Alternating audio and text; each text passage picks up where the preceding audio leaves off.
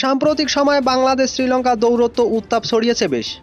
যে কোনো টুর্নামেন্ট বা সিরিজে এই দুই দলের লড়াই মানেই তীব্র প্রতিদ্বন্দ্বিতা। দু দলের খেলোয়াড়দের কিছু উদযাপন এই দৌড়তে আরও ঘি ঢেলেছে। সর্বশেষ সিরিজেও দেখা গেছে দুই দলের দৌরথের সেই চিত্র। আন্তর্জাতিক ক্রিকেটে দুই দলের মধ্যে বৈরী সম্পর্ক বিরাজ করলেও শ্রীলঙ্কান ক্রিকেটার মাতিসা পাতিরেনা এবং বাংলাদেশের মুস্তাফিজুর রহমান আইপিএলে খেলছেন একই দলের হয়ে। একই দলে খেলার সুবাদে দুজনের মধ্যে গড়ে উঠেছে সুসম্পর্ক।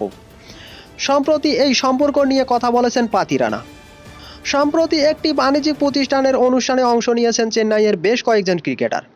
পাতিরানার সঙ্গে সেখানে উপস্থিত ছিলেন চেন্নাইয়ের অধিনায়ক ঋতুরাজ গায়কোয়াড় এবং শিবম দুব। অনুষ্ঠানে মুস্তাফিজের সঙ্গে সম্পর্ক নিয়ে প্রশ্ন করা হয় পাতিরানাকে। প্রশ্নের উত্তরে পাতিরানা জানান, মুস্তাফিজকে কাছ থেকে দেখার পর ভালো মানুষ মনে হয়েছে তার। মুস্তাফিজের প্রসঙ্গে পাতিরানা বলেন, চেন্নাই দলে আসার আগে আমি তাকে চিনতাম না। আমি তার সঙ্গে কখনো কথা বলিনি। এখানে আসার পর এবং তাকে চেনার পর আমার মনে হচ্ছে সে দারুণ একজন মানুষ।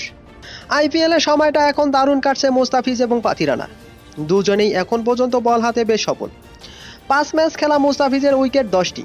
টুর্নামেন্টে সর্বোচ্চ উইকেট শিকারীর তালিকায় তৃতীয় স্থানে আছেন তিনি। অন্যদিকে 3 ম্যাচ খেলে পাতিরানার উইকেট 10টি।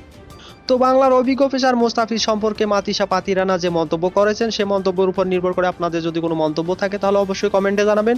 আর ভিডিওটি ভালো লাগলে লাইক করতে ভুলবেন না এবং নতুন নতুন ভিডিও পেতে চ্যানেলটিকে সাপোর্ট করে পাশে থাকবেন। সবাই ভালো থাকবেন, সুস্থ থাকবেন। আল্লাহ হাফেজ।